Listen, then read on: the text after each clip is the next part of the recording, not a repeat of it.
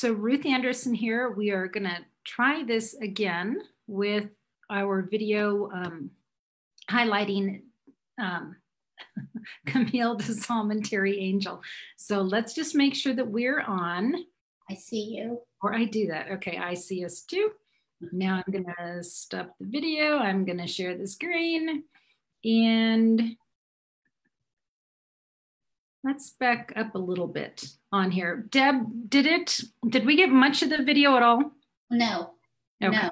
I think it should be start over. Okay, we can do that. All right, hang tight. We're just starting over here, folks.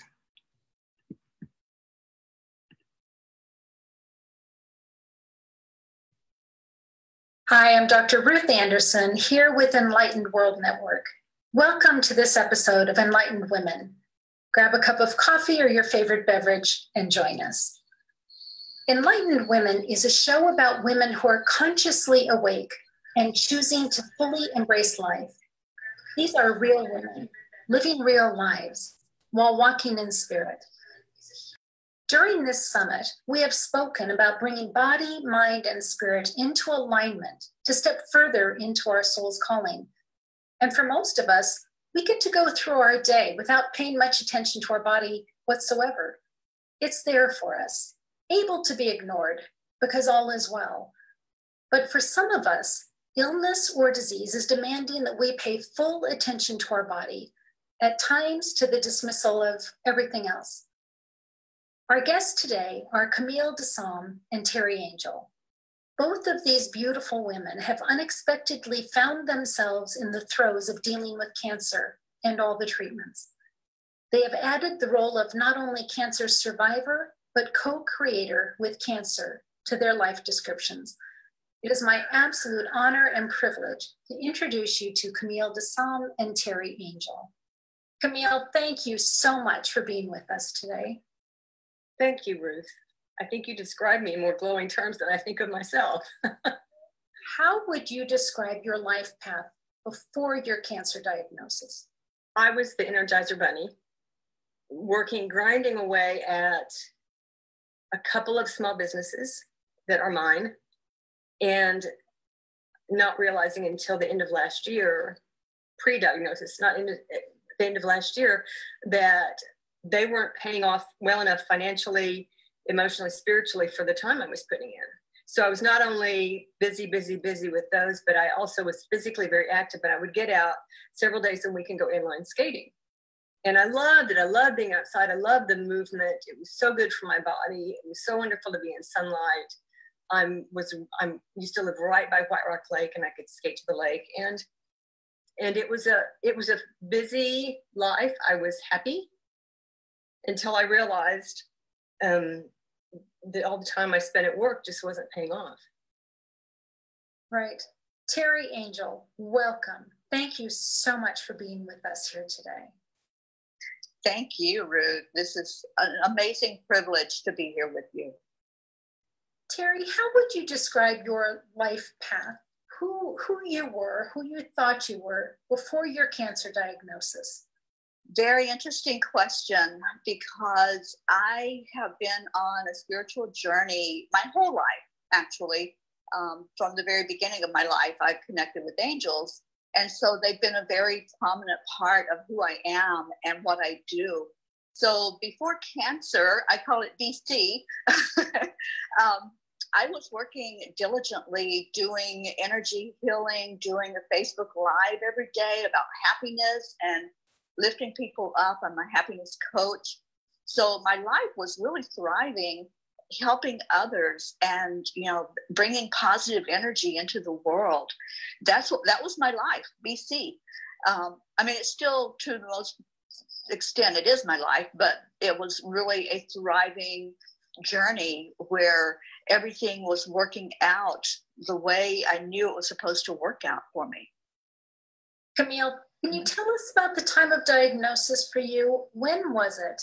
And how did you find out?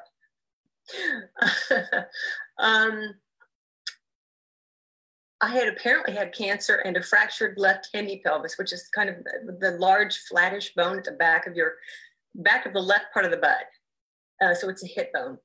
I apparently had that at the end of last year, 2018, without realizing it. And I went to a seminar in March of this year, 2019, limping. All I knew was that I was in pain and I was walking with a cane and a limp, which was very different to me. I had been opposed to traditional medicine and had used a traditional medical doctor only once, probably in the past 20 years. And a wonderful man, Kieran Kirkendall, was there, and we got talking about what was going on with my body. And he said one sentence to just flip something in my brain. And he said, I'm not opposed to traditional medicine. I'm in favor of you getting well. And something just switched in my brain. And I went and got an MRI and found a broken bone. And with the broken bone, they saw something that looked very weird in my pelvic structure, and did a bone biopsy on the left side of my hip and found cancerous tissue. So from there, we did a whole body scan and found a tumor in my right lung. And I'm a non-smoker. So this is a non-smoking lung cancer that metastasized to the hip. And the lung cancer was, I have a genetic mutation that predisposes non-smokers to lung cancer. That's how that came about. We found it because I had a break in my bone, first break I'd had. And so thank goodness for the break, because that's how we found the cancer. Right. Teri, can you tell us about the time of diagnosis, when it was and how you found out? Yeah, absolutely. It was earlier this year, toward the beginning of the year. I knew, and I intuitively knew something was wrong, but I also was getting some pain indication that something was wrong. So I actually found the lump on my breast. I found it myself. And then it was like, oh, here we go. You know, because this is my second time of dealing with breast cancer in the same breast. So 6 years ago, I had a lumpectomy. And this time it just felt more extensive. The lump was bigger. It was like, okay, now I have to go through all of what I went through before, and I knew what was coming. That was the hardest part, I think, is knowing what was coming. So I had to start going for the mammograms, the MRIs, the ultrasounds, everything that's involved in figuring out just exactly what it is that's taking place inside the body. So it was a scary time, Ruth. It really was. The worst part is the waiting. So you go and you take a test and then you wait. It's not like you get an instantaneous, okay, this is what's going on. No, you have to wait those few days, or, you know, ever how long it takes for the report to come back from the lab. And so it was an ongoing process from, I think I started that journey in early February, late January, early February, up until I got the final result from an MRI that, yes, it is invasive cancer and it has to be dealt with. But the emotions that you go through in that waiting period are off the charts. I can't even describe how hard that is. So Teri, is it actually better to know or to be in that place of not knowing? It's better to know. It really is, because our human brains jump to the worst possible condition that you have. It's like, okay, there is something there. I feel it. I know it. And what is it is the unknown. And we're so afraid of the unknown. We're so afraid of what might be or what might happen. And, you know, cancer is no longer the death sentence that it used to be, because there's ways now to treat, but it's still scary as hell. You know, you still don't want to have to go through all you have to go through to process what's happening and then to take care of it. So your life was just completely rerouted for you. It came to a screeching halt. It really did. When I knew that something was wrong, I started backing off on what I was doing publicly, like the Facebook Lives. I took time to really go inside, because it is scary. So I would go inside and say, okay, I know there's something here. And I would pray and I would talk to the angels. And I'm like, just tell me. You know, I just wanted to know. I didn't want to go through that horrible waiting period for the medical people to tell me. I'm like, just tell me what this is. And I knew intuitively that it was not something minor. I knew it was going to have to be dealt with in a huge way. And they did share that, but they also shared that I would make it through, that, you know, it wasn't the end for me. There was still work for me to do here on earth. So I knew that it was huge, but I also knew that I was going to conquer it and get through that time. What a gift to be able to hear there's a light at the end of the tunnel and you are going to be there for it. Yes. Great. Yeah. Because then you can simply set your mind on that. Yes. Right. On what I have to do. Yeah. It's like, okay, now I know that I have to take the steps. I have to take action. You know, I can't just sit back and say, oh, maybe it'll go away. You know, maybe it will just disappear. And I know, I have heard the stories of people that, you know, the cancer does just go. But that wasn't my case. And I'll just share with you, they shared that as I was doing a meditation with the angels, they shared that I was going through this journey the way I'm going through it because it is needed for me to be able to help and assist other women that are going through this. And that's my mission.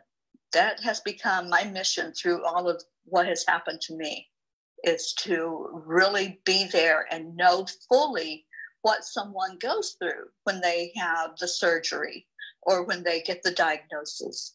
So I understand it on a deeper level, on a level that people that don't experience it would have no clue how devastating it is. Right, exactly. Camille, what's been your course of treatment and where are you in that process? I have gotten, so I got to say, if you got to have cancer, this is kind of have. Weird thing to say, but it's how I feel. I only had 10 radiation treatments that ended mid-June. So about 6-7 weeks ago, those ended. And it was Monday through Friday, weekend off Monday through Friday. So it was about 2 minutes worth of zap each time. And it was so easy. I would literally fall asleep on the table while the thing was zapping me, my hip. So they did radiation on the left hip to try to get the cancer out of there faster, to help the bone to heal so the fracture would heal and the pain would reduce, because I had no pain in my lung. I was asymptomatic for cancer until I started noticing weight loss in May of this year. So that's been over, and I'm still recuperating a little bit from that. I think there's still a little bit of fatigue left over from that. And I did not have to do IV chemo. There's oral chemo pills that I take once a day. I started about 3.5 weeks ago and it works in a matter of weeks to reprogram the cancer cells to stop replicating and to die a normal cell death. Cells are normally programmed to die off, and then new cells will make new cells to replace them. Cancer cells don't do that. So these pills reprogram the cancer cells. So I get an X-ray on the 19th, a lung X-ray, and we'll see. I believe the oncologist expects the tumor to be gone. That's where I am in treatment.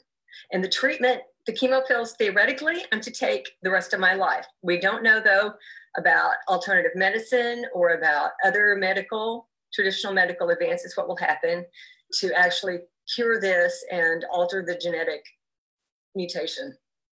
So I have no idea if I'll be taking them forever. We'll see. Okay. Mm-hmm. Camille, I'm so proud of you for the fight that you've been going through, for taking such good care of yourself, because I know this has been a haul for you. Teri, where are you in the process of the treatment now? I had a double mastectomy in March, and I was given the choice of just doing the breast that had cancer. However, the right breast, the one that wasn't cancerous, did have some growth. It wasn't cancerous, but there were growths there. And I looked at my doctor and I said, I am never going through this again. You know, I want the double mastectomy because I don't want to have to go through finding another lump and going through all the testing again and the waiting and then, of course, surgery again. Let's do it. Let's get it done and over with. And that was my choice to do it that way. So that was done in March, and the recovery, well, I'm not even 6 months out from that surgery. So the recovery is a process.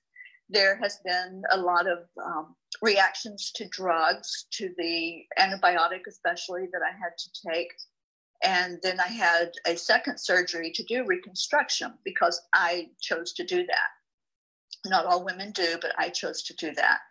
And so I've had a lot of discomfort through the whole process. Not a lot of real pain, but a lot of discomfort and aches and, you know, all of that. And I had several different types of reactions to some of the drugs that you have to take. So yeah, it's been a journey, but you know, it's like every day I get up and I'm grateful that I'm alive. Just grateful, because you know, it could have been totally different. Well, and I have to tell you, you're actually radiant as you're talking. Oh, thank you. Thank you. Thank you for taking care of yourself, because then the rest of us can enjoy you that much longer. Yes, I have work to do for sure. So that's what I do. You know, it's like every day just doing what has to be done, but also what I intuitively know I have to do. You know, the foods to eat. And I was already eating clean. You know, I wasn't having processed foods or, you know, sugar or anything that was going to harm the body. Even when this diagnosis came about, I was already doing that. So I continue to eat as clean as I can, you know, organically, and drinking lots of water, taking care of what needs to be taken care of to make the body as healthy as it can be. Okay. So Camille, I know that the mindset is a really important part to someone's dealing with cancer. And for a while, and maybe it still is, patients have been told to hate or fight the cancer, to banish it from their body.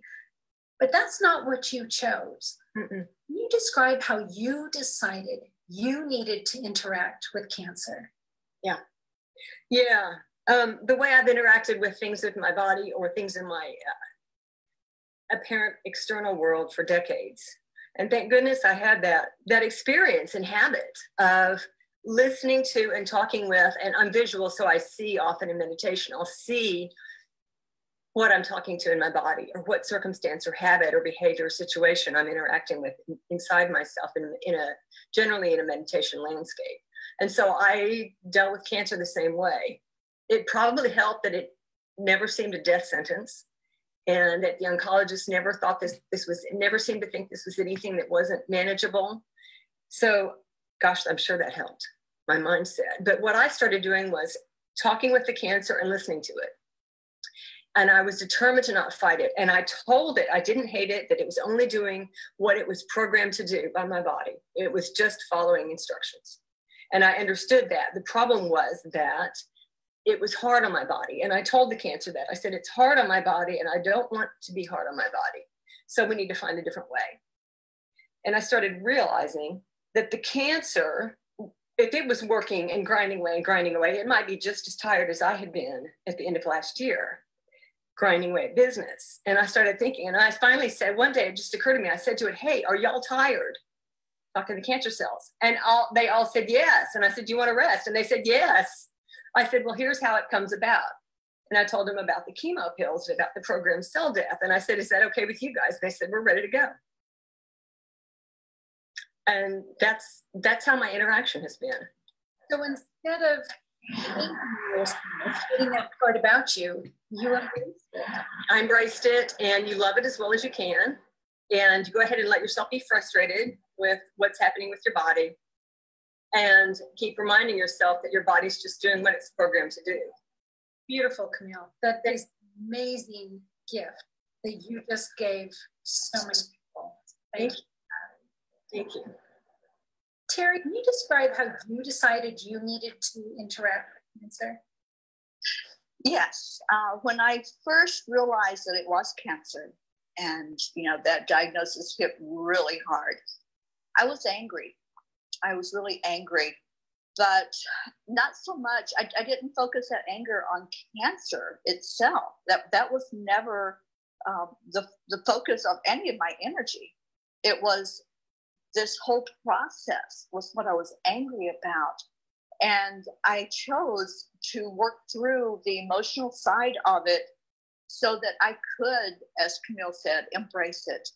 And when the angels told me that this was a purpose-driven thing that was happening to me, that I was going to come out on the other side and it was going to be something I would be able to really grow from and use in my experience and working with other people, that made all the difference. And I'm like, okay, I can do that. I can do this. As long as I know that it's worthwhile, I can do anything. So I chose to look at how can I use this to help others instead of focusing on all of that low vibration of, hate and like you said, the fight. It's not a fight. It's a journey. And I looked at it that way. This is a journey. And I looked at it as, this is something that is changing me. So why would I hate it? Why would I hate anything that's going to make me better? That's going to make me more worthwhile in how I work with other people and help other people. And the experience, even though there were times when I would rather not have gone through what I went through, I know that experience was needed to bring me to where I am right now in this moment. And where I am is stronger. I don't fear anything. I really don't. And I never feared death. Even when the angels told me that it wasn't going to be a death experience, I wasn't afraid of what was going on. What I had was more anger and dread of what I was going to have to go through. So yeah, I don't choose to go to any of the low vibration energy of fighting or struggle. It's just the journey, and it's putting one foot in front of the other, handling one moment at a time. And that's all we can do. You can't look forward, you can't look back. You can just handle the exact moment that you're in right now. Really wise words there, Teri. I have a question. Yes. If you really look at that anger, who were you angry at? And you think that anger was really based in fear or resistance to having to go through this? What do you think? I believe that it was a combination of, just having to go through this. Again, this was, like I said, my second time with breast cancer. And I was angry that I was going to have to go through all of this experience again, the testing, the waiting, the not knowing. But I also feel like I was angry because I had been doing everything I knew to do to be healthy. I had changed my diet. I had, was staying away from foods that, were told, don't eat this because it can potentially cause cancer growth. So I was doing everything that I knew to do. Well, when I got my diagnosis that day in the doctor's office, I was alone, and I went to the ocean and I sat there and watched the waves crashing in. It was a really windy day, so the waves were coming in hard, and it allowed me to just sit there and cry. And I wanted to scream out, because I was so angry, and I wanted to let that anger out. But then I wanted to be angry too, Ruth, if that makes sense. It was like, I know I have to release it. I know I have to get rid of it, but I am angry right now. And I want to be angry at this because I want to get into that emotion of anger to propel me forward. So it wasn't like a negative thing that I was angry. I was using that angry for motivation to make it through this. And to know that I had to do that. I had to be strong to face whatever was coming. And I knew a lot of what was coming. So I went into that anger state, and I did stay there for a while. Every day I was like, I would write about it. I would pray about it. I would tell God, I'm really angry right now. you know, this is pissing me off and I don't understand it. And this was before my message from the angel. I was like, I don't understand it, but I know I will. But right now, I just want to be angry. And that's what happened. You know, my spirit guides were surrounding me. They were holding me at this whole time. I could feel them there, but it was like they were like standing back and saying, okay, she's really mad right now. So it was, the anger was allowed. And I think that if I had fought it, if I'd resisted that anger, it would have been a whole different experience, because I would have stayed in that state of anger and fear and probably have gone into the fight mode. I don't know. But I know that for me, my experience was one of getting there to that emotion, working through it, and then releasing it and going into, okay, now what do we do? What do we do about this? So Teri, for somebody who has spent time and energy and years bringing connection to God and the angels into other people's reality, was there any part of you that was angry at God? Oh yeah, yeah, there was. And I told him that I'm really mad right now. And, you know, it was the not understanding why it happened. And I didn't exactly say, why did this happen to me? You know, or why did you allow this to happen to me? But I just wanted to express that it was confusing. It was confusing of, like you said, I was focused on helping others and healing the planet and bringing peace and joy into lives. And here I am now having to go through this experience. So yeah, I did express the anger, and the anger was allowed. That's the whole thing, Ruth. It wasn't like I heard this big boom and no, you can't be angry. You know, it was like, it was allowed. And I was in that place of, wow, I'm really heard.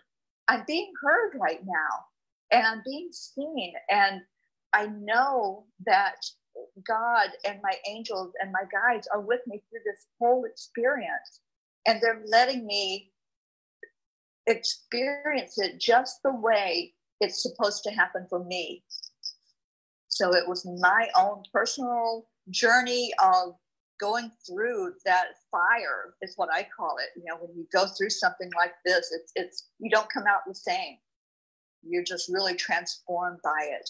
So they allowed the whole process without judgment, without saying you can't, or why don't you look at it this way? You know, there was none of that. It was just a total allowing, and in a loving way that I knew I was seen and heard and acknowledged. Camille, how has your spirituality, your understanding of yourself as spirit, supported you through this journey? I think it,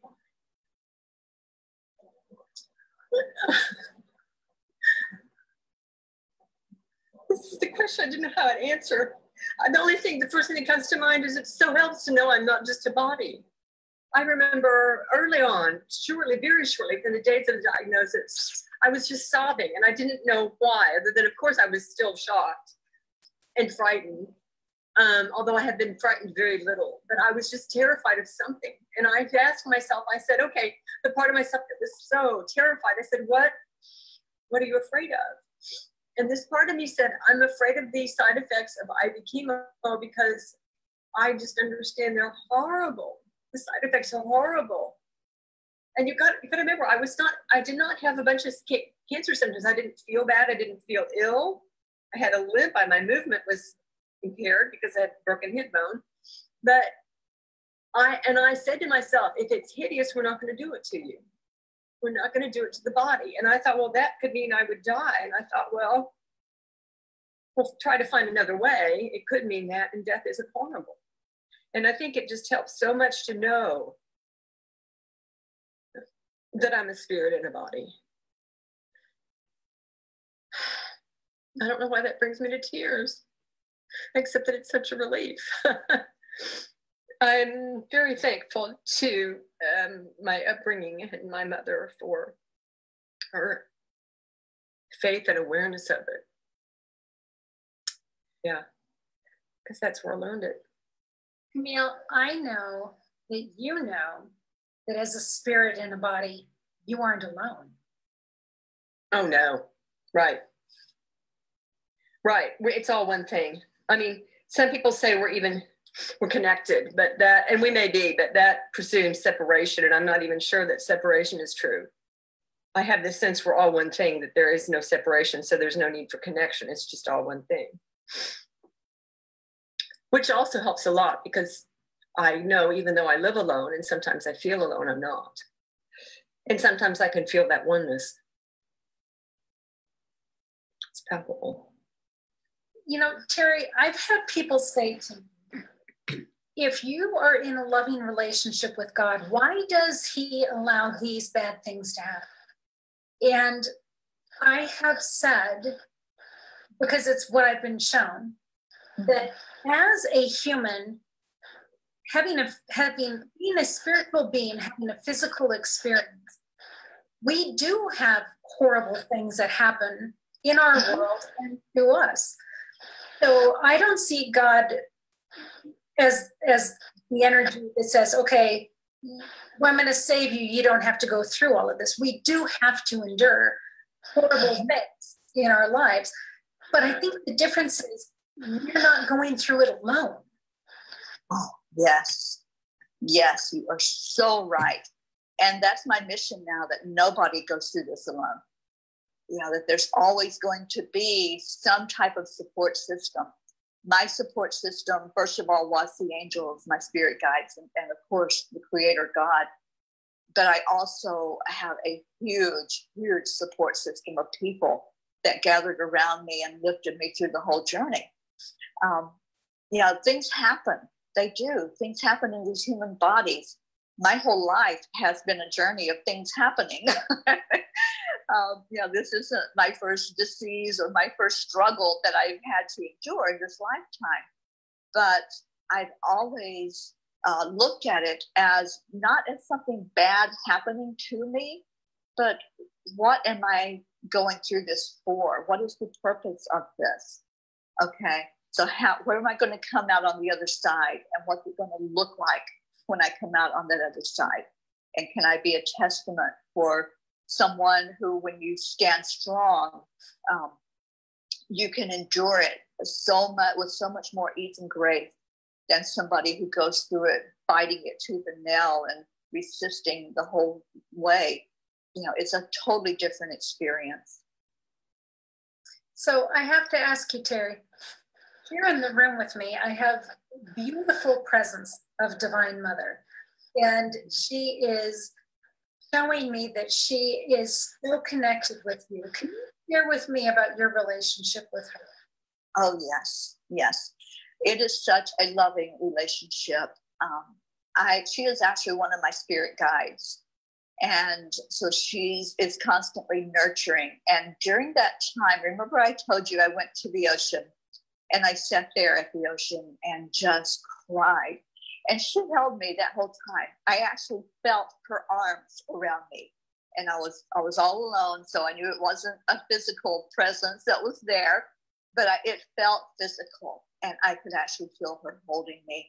And I have channeled messages from her specifically, where she's just so loving and caring and encouraging me the whole way to look at, how can I use this? How can I use this? Because knowing that I'm not alone, knowing that she is holding my hand, or she's holding my shoulders as I cry, it makes all the difference in the world. And she is huge with that feminine energy. And I think that's why it was so prominent with her coming forward during this cancer journey, and especially breast cancer.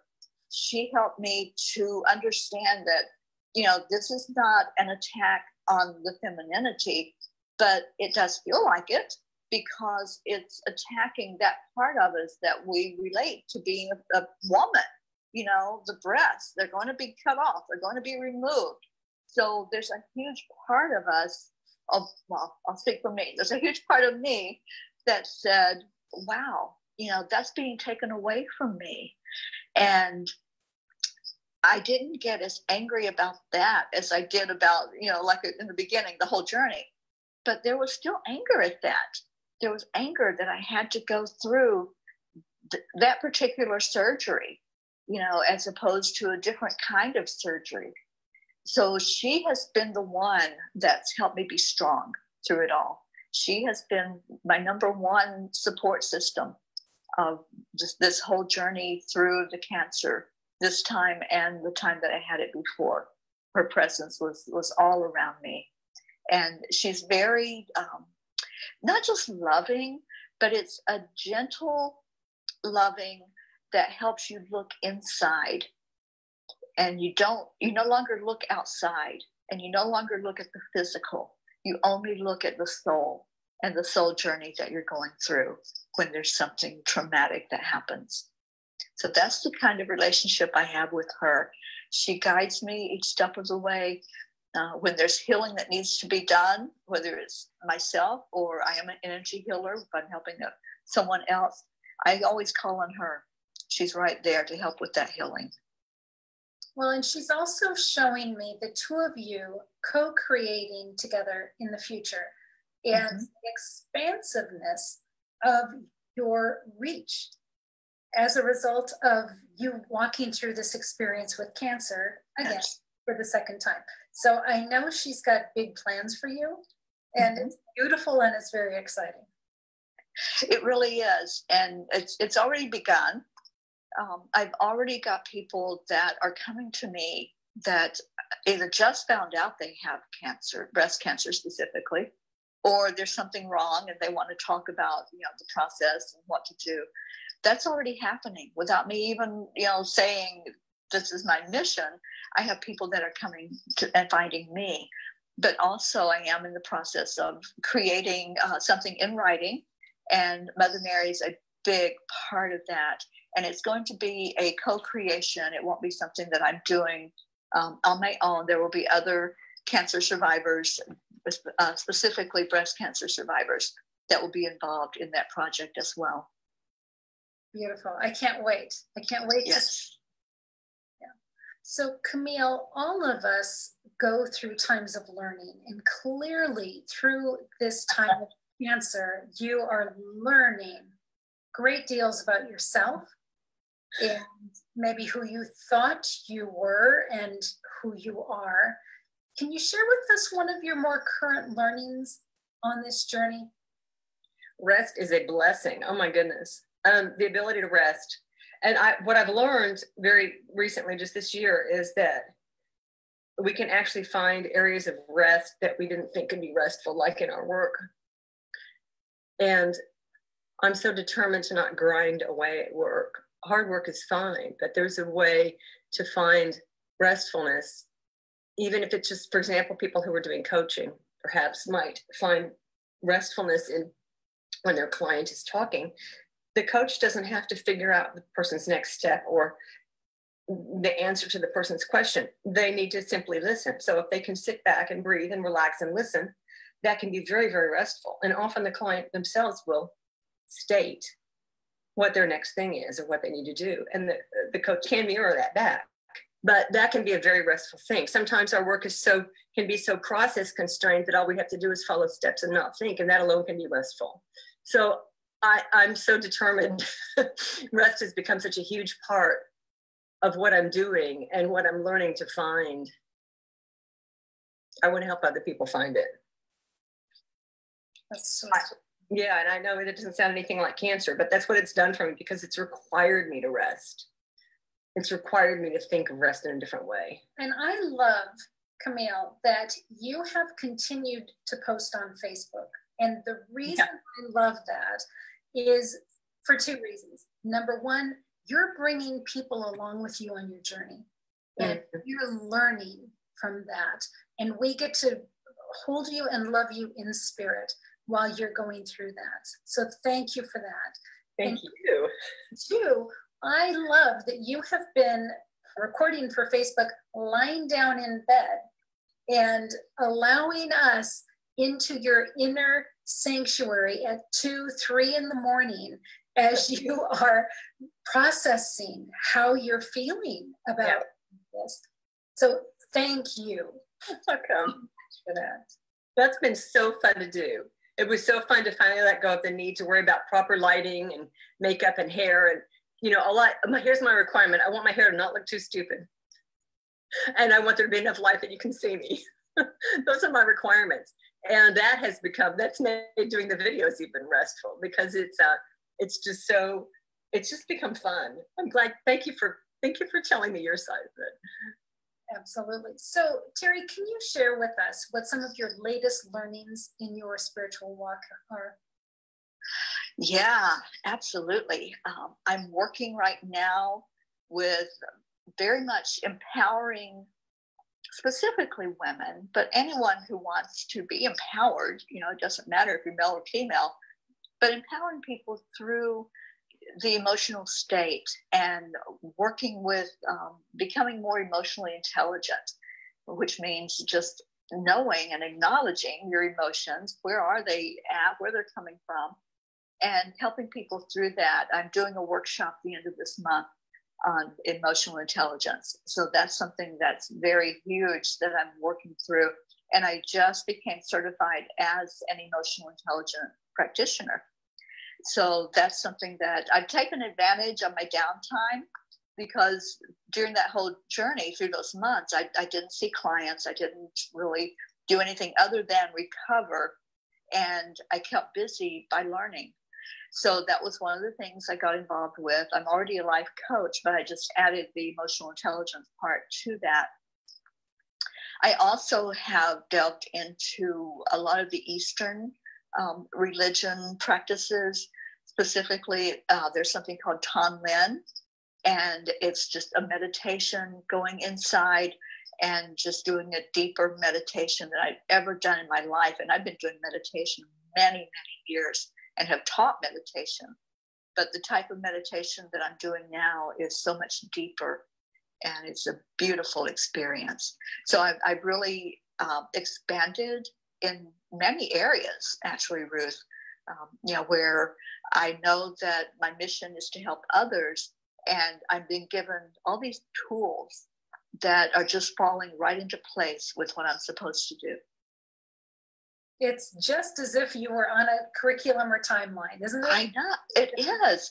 It is. And I've always said that the angels go ahead of me and prepare everything.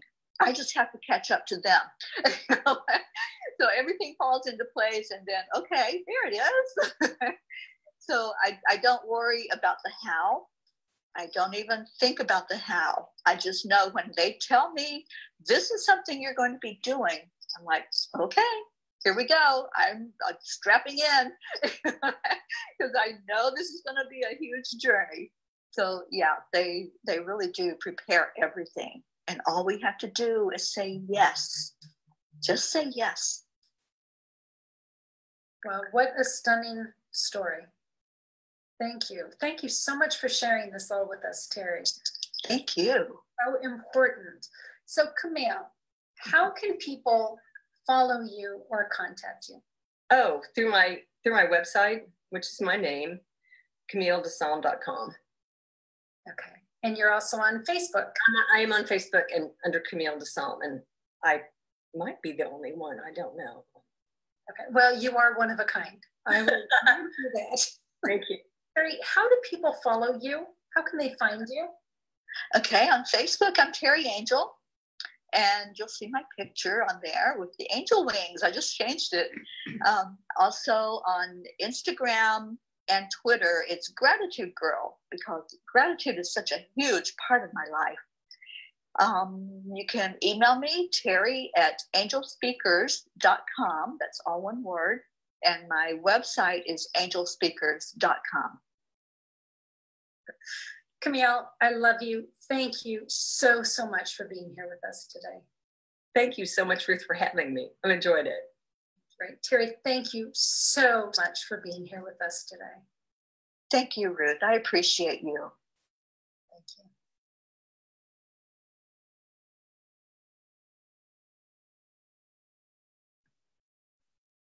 Okay, so I don't know if you all noticed what that picture was at the end there. That picture was Tea and Cookies. And Camille, do you want to share with us what that tea and cookies picture symbolizes there? Yes. Can you hear me? Yeah. Okay. Okay. I had never wanted to write a book. I was a copy editor for 10 years, and then all of a sudden, back in probably 2013, I was sitting having breakfast or lunch alone, and all of a sudden it became a physical pain to hide what I am and what I do. Part of which I mentioned that I'm visual, and I interact visually and with conversation with parts of myself that I might be having difficulty with. So I started to write a book about how I do that using a lot of real life examples, my own and some other people's, with their permission, of course. And the main thing is about the tea and cookies is when you have been, or someone you're working with has been, slamming or damning or denying or bullying some part of themselves, trying to make it go away or shut up, some part of themselves, some habit, some behavior, some thought, some feeling. If you switch that to welcoming it, and maybe you offer it tea and cookies, whatever it wants, make it comfortable, and begin to listen to it, it totally changes. It totally changes, can totally change how this part of you plays out. So I wrote a book about that, and these methods are talked about so much now. They're so common now, but back when I first started talking about them, they weren't. And so I wrote the book to come out of the weird closet, and it came out in 2015, and it's called Tea and Cookies: How I Welcome My Jabberwock. Thanks, Ruth, for asking me about that.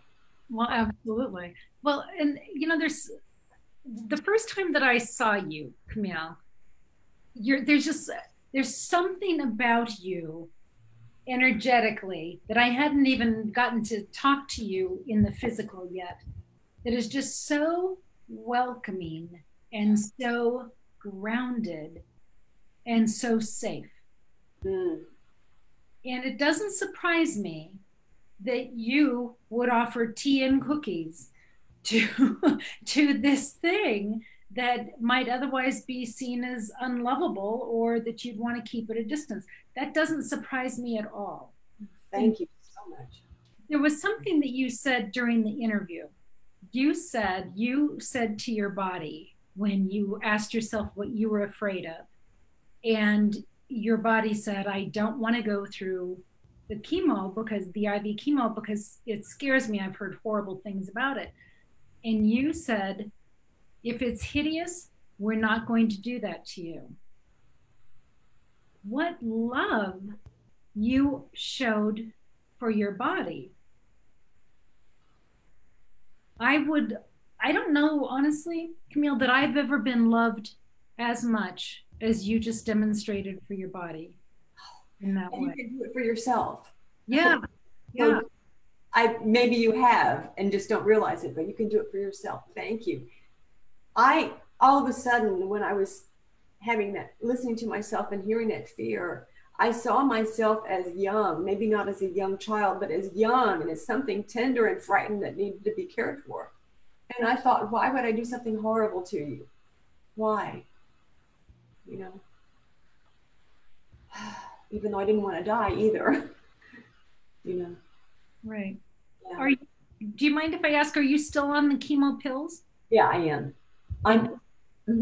Your body's tolerating that okay? You know, the side effects are so incredibly minimal. And this is apparently common with this and the one other type of genetic mutation that causes this non-smoker's lung cancer.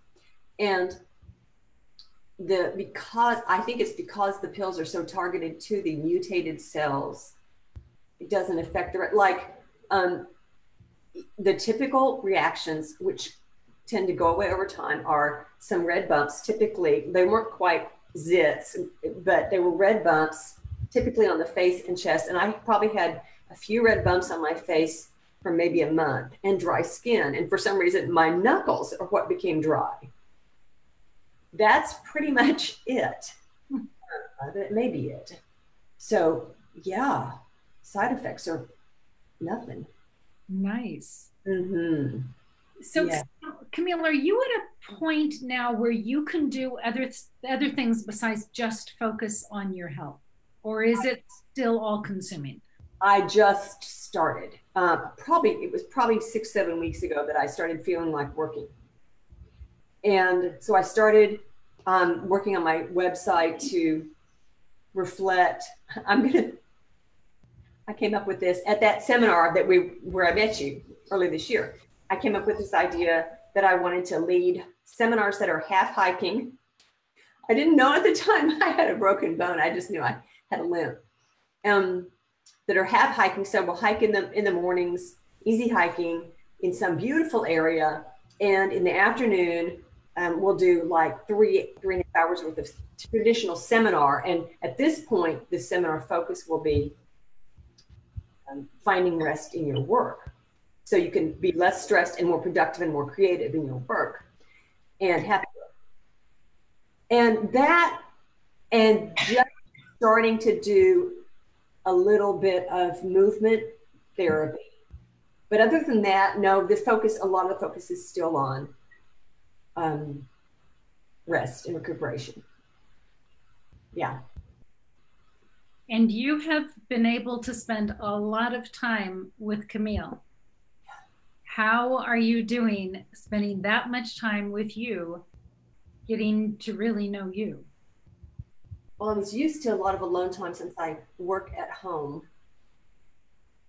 And that's an interesting question.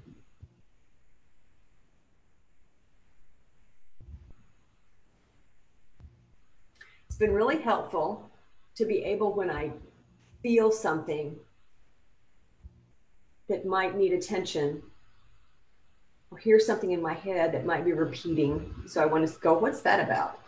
It's been wonderful to be able almost always to just stop and meditate or sit and feel and hear, because I'm not grinding away at work, because I don't have a bunch of deadlines. That's been, wow.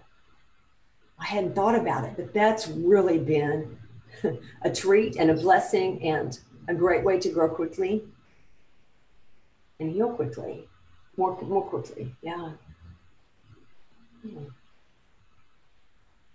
Thanks for asking that. Yeah.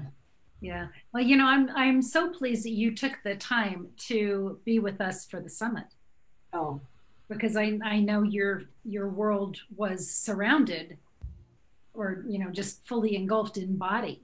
So I was so appreciative that you actually took the time to meet with us. Oh, my pleasure. And I want to say, I'm so glad. Can I say I kept having to blow my nose and dab my eyes during when you were playing the video, listening to Teri and her interaction with what's going on with her body, and she lovingly allowed her response to it and how she sought guidance about what was going on. It's inspiring, Teri. It's uplifting. It's enlightening. Oh, enlightening. Yeah. Well, Teri, why don't you join us here? Thank you. And I was also very inspired by you, Camille. I purposely did not listen to the video prior to this. And I'm just listening to you, and I'm in tears as I was watching your interview.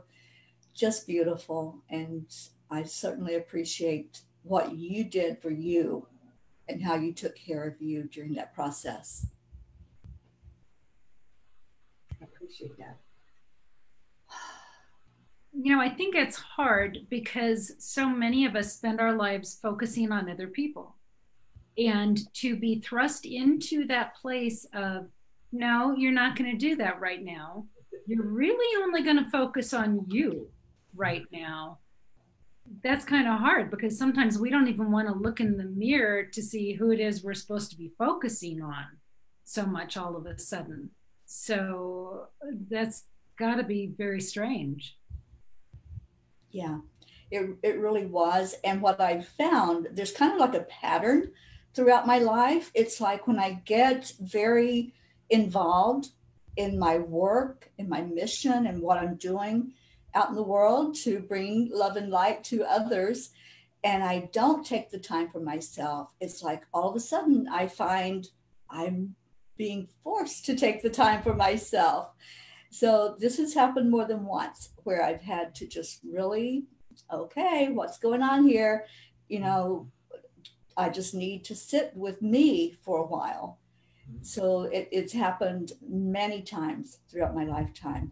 And every time it's been like another level up of my spiritual growth.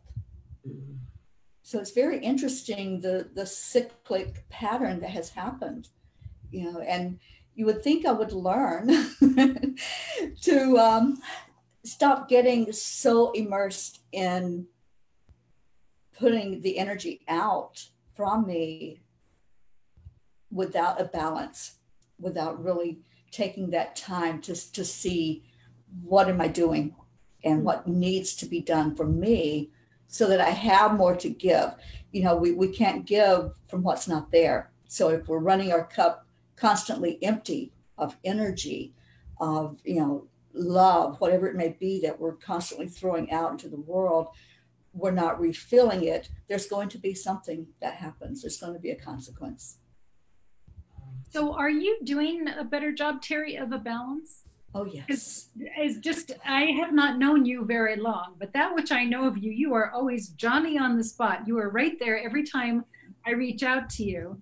So are you keeping a balance? I am. I really am. This has been a huge message. And it took me a long time to get my strength back, for one thing.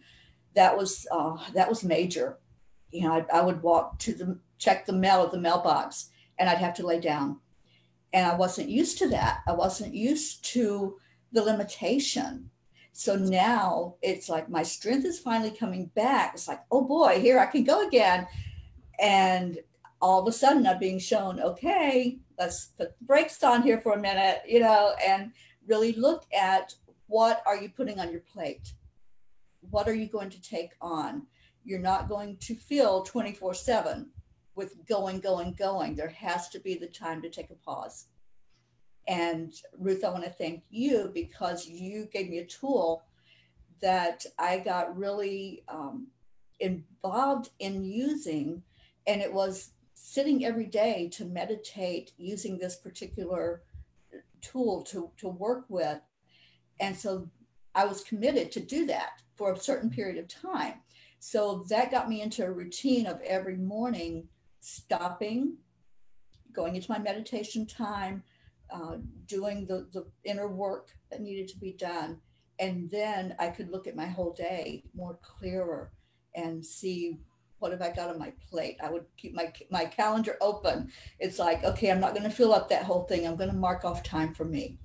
So it really has changed. I think somebody in the Facebook audience had asked, has it changed you?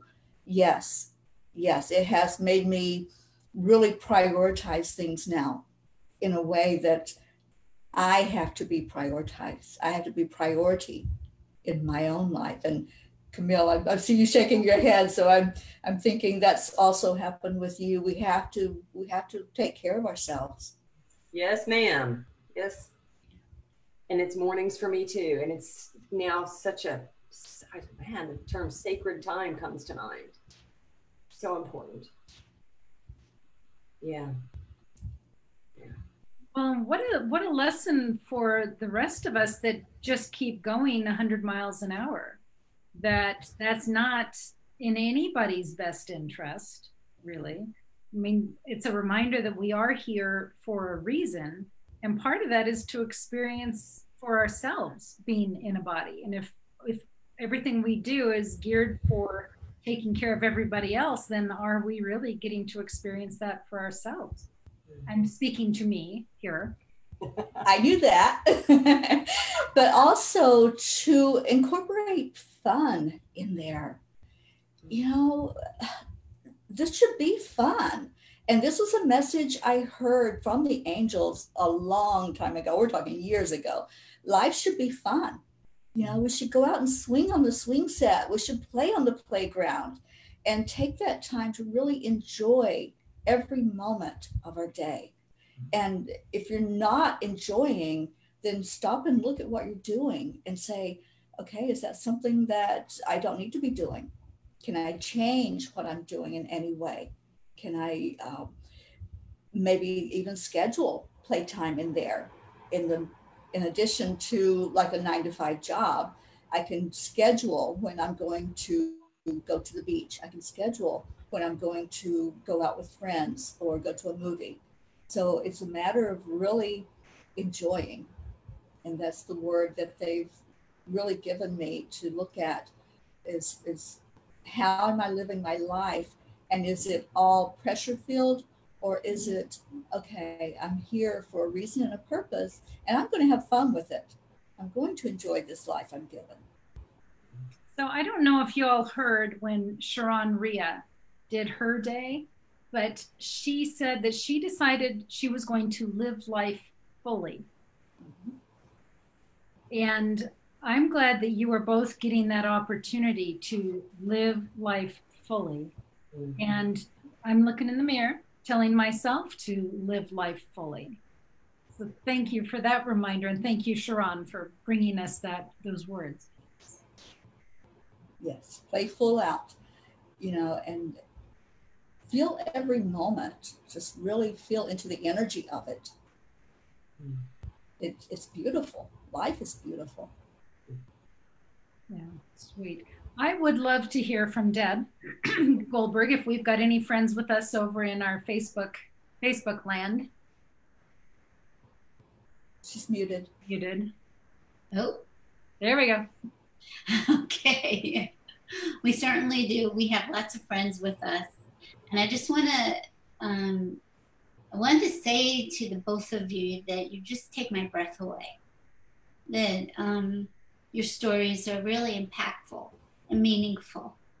I would love to show this on my Facebook wall for friends that also have cancer and dealing with this. And I think it's just, you are both so inspiring.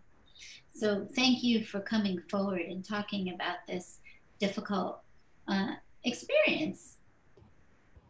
You have Linda Dirks saying absolutely, waiting for biopsy, MRI reports are the very worst parts of not knowing what's going on and waiting.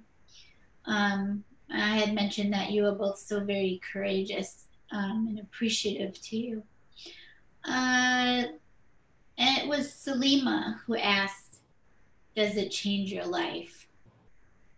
It's a big question, which I think that you answered, Teri. I really liked that, Camille, you talked about that person you spoke with, saying how I'm not against the medical. I am more interested in your wellness. However you said that, it was profound of really getting a switch in your mind of changing perspective, which I think that we all go through and saying, well, I don't want to take medicine and I want to do this holistically, and sometimes we can't. Olivia said that she had breast cancer in 1999 and had a mastectomy as well as chemo and radiation, and that she too had reconstructive surgery.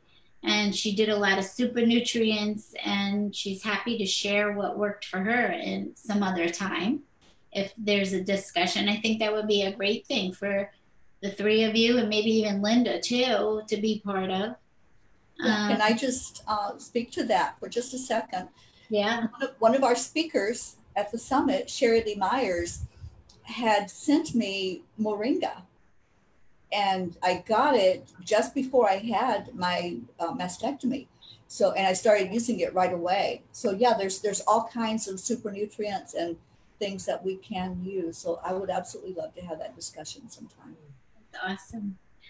Salima says that that this is inspiring and embracing, Camille, talking about embracing the cells and that they're actually doing what they meant to do. That's a whole different shift in perspective for people than what Ruth was saying, is that you just get angry at your body versus embracing it and talking with it.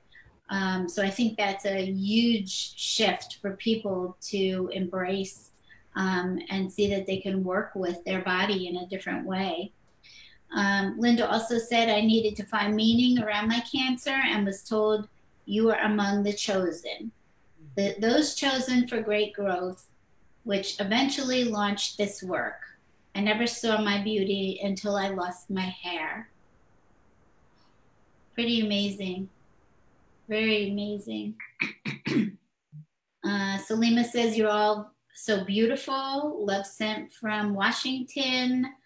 And Olivia says that she can totally relate to all of this because she also had strong guidance. I can't imagine going through something like this and not having the spiritual guidance with you to hold your hand through it. And there we have Avena. I need to experience my anger to not simply push it down. I need to analyze and feel my anger in order to move forward. So that's answering Teri. There's just there's a lot of support on here. Thanking you, Teri, for sharing your journey. It was very moving. And Camille. Sue Broom says, such a beautiful sharing from these two fabulous ladies, that she loves you. I love the tea and cookies thing, Camille. That was just awesome way to look at embracing whatever is happening in you. So I think that you two should go on here because there's so much more. And I think that people would really enjoy you reading their responses and answering them. But everybody is so very thankful for your heartfelt share of your journey with cancer. Thank you. Thank you for reading that. Yeah. You're welcome. Yes. That's on the private Facebook group. So, Camille, I don't know if you're a member on the private Facebook group. If I'm not, I think I am. I'm not sure. Okay. We'll check it out. Can I say one thing about anger? Yeah. It wasn't that I was never angry, but I was, as Teri said, I was more angry with, well, Teri was angry because she knew what she was going to have to go through and didn't want to experience it again. Yeah, I get that. I do.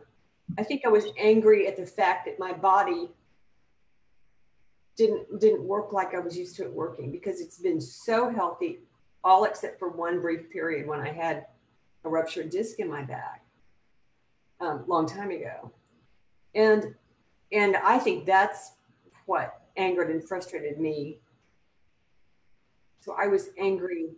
I think you had asked Teri, what was she angry, or who was she angry at or with? I think I was angry with the situation. I'm not quite sure, with my body in general for not moving the same way. So yeah, I didn't want to fight the cancer and I embraced it, but I was still angry about some things. Yeah. Yeah. Have you found that your emotions have shifted through this process? Yeah. Yeah. I had very little fear. I don't have fear now. So that's good. But I did have some at the beginning.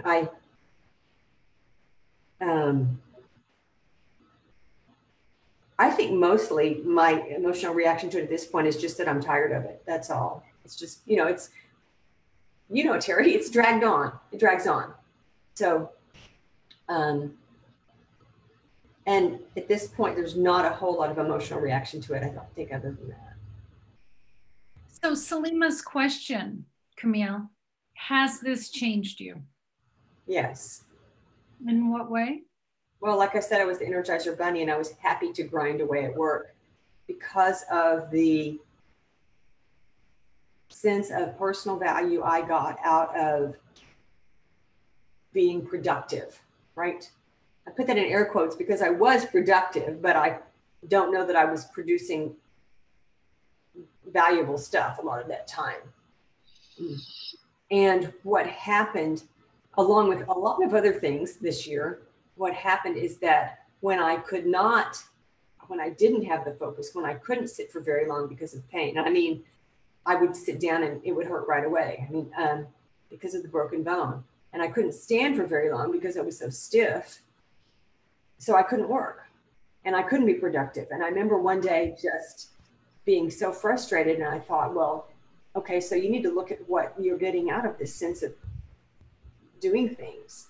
And I got that I was getting a great deal of a feeling of value. And I thought, that's not where my value is. And so that's not where I want to believe it is. So that shifted the whole way I look at productivity and value. That's one of the major things. Yeah. Wow, nice. And Teri, what about you? Have you been changed as a result of this second time through? Totally. It's given me a whole new appreciation for life. I mean, prior to this, I showed gratitude every day. When I would wake up, that would be the first thought, the first words was, I'm so grateful for another day alive, grateful for an experience that I can have. But this takes it to a whole new level. It's like I was saying earlier, it's like something really shifted and changed. And so I look at things now, not that any experience is happening to me.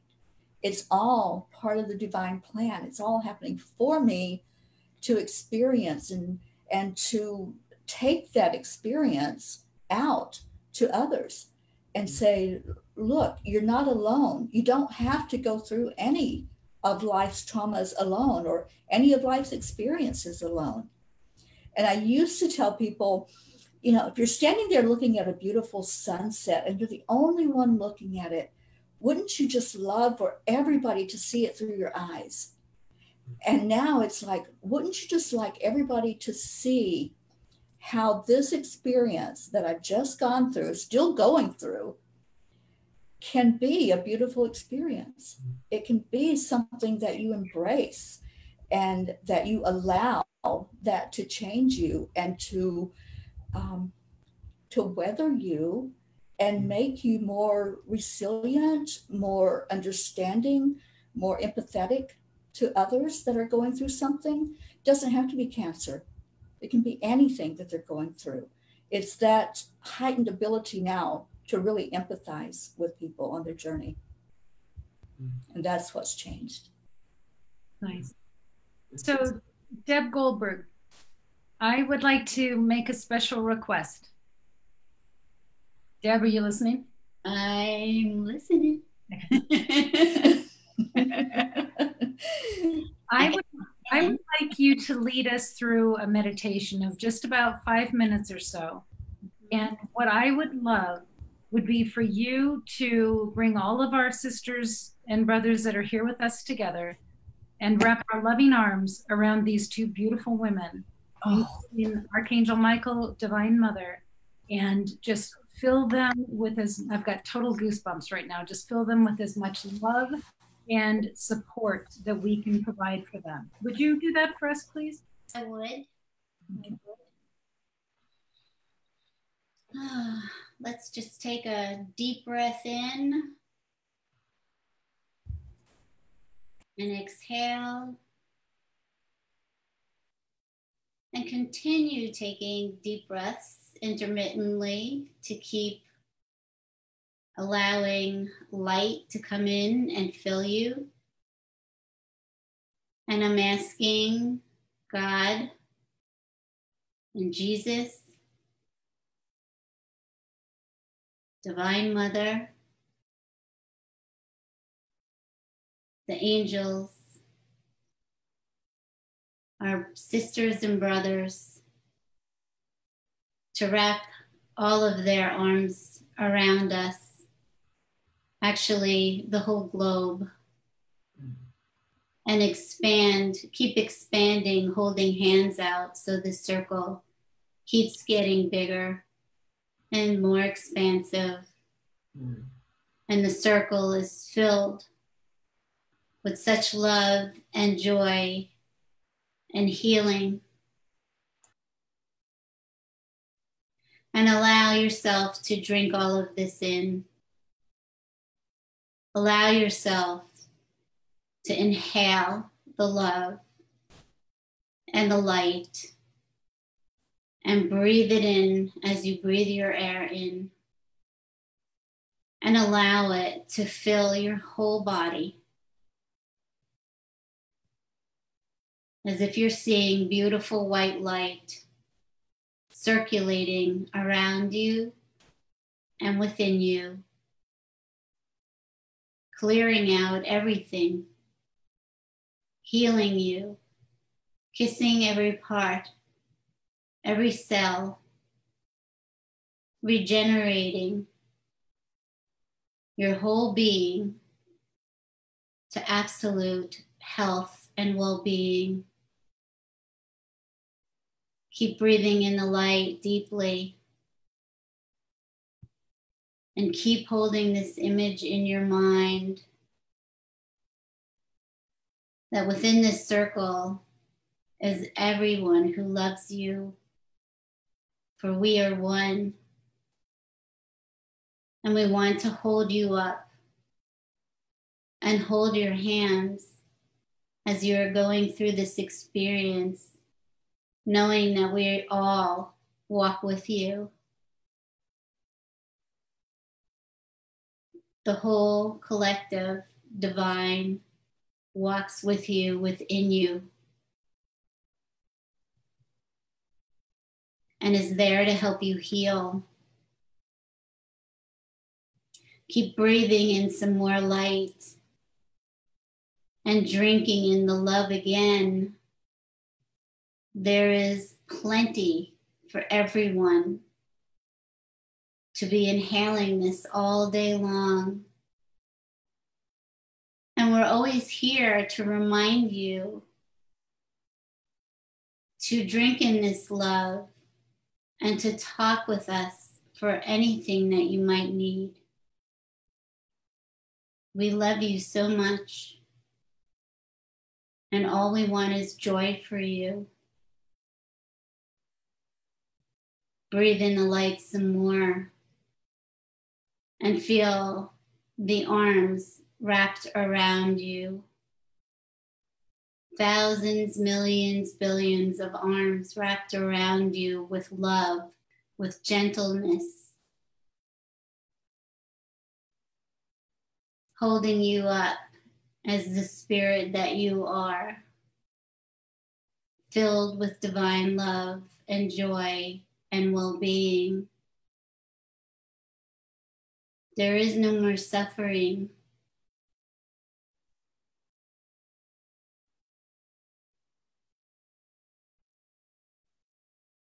Breathe in the light again.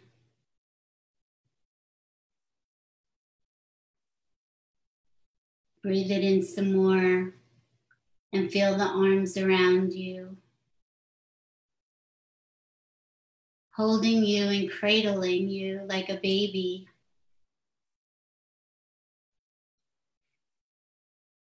You are purity. You are innocent. You have done absolutely nothing wrong. Everything is erasing shame and guilt and the human condition to bring you back to your original life form, your divinity. We have been bathing you in the pool, the healing pool, in this summit. And we will continue bathing you in this pool, and so that everyone rises up and sees the absolute beauty that they are and the well-being, moving you higher into your divine nature. We joyously celebrate with all of you.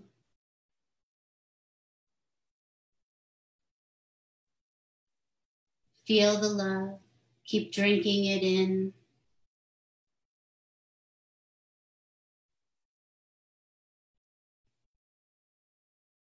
Peace be with you.